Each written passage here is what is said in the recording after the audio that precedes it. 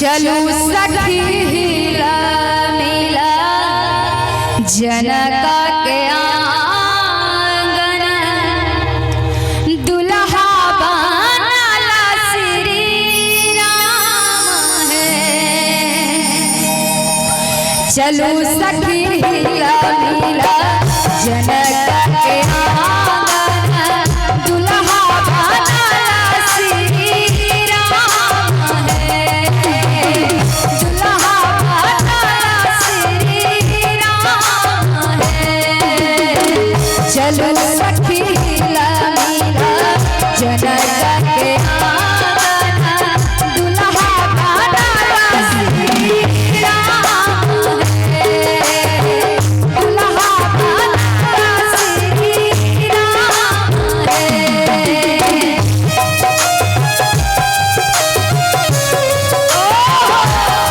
क्या बात है।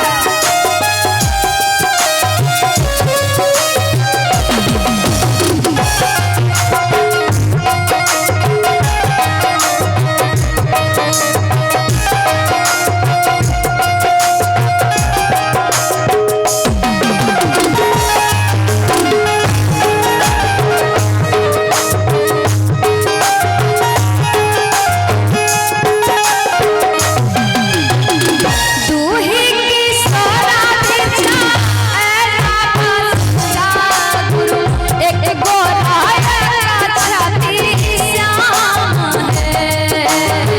दूही की सोना बिछा ऐला बसता गुरु, एक गोरा ऐला छाती श्याम है।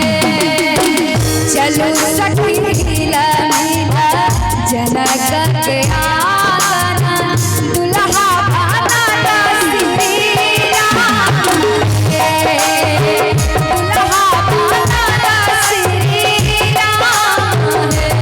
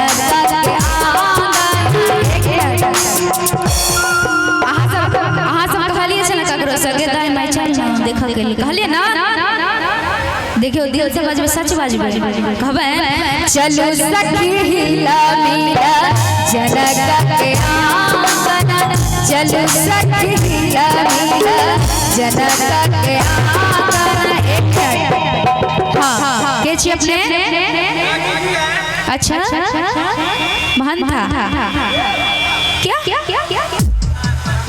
अच्छा हाँ बोलिए अच्छा जितना नाम बड़ा उतना शायद पैसा भी बड़ा होता तो कितना अच्छा रहता। टेंशन हम लेते ही कहाँ बैजू जी घर था उनका तरफ से बहुत शानदार 20 टका पुरस्कार बहुत बहुत धन्यवाद। कहबे दही का बैदी का आहे सखी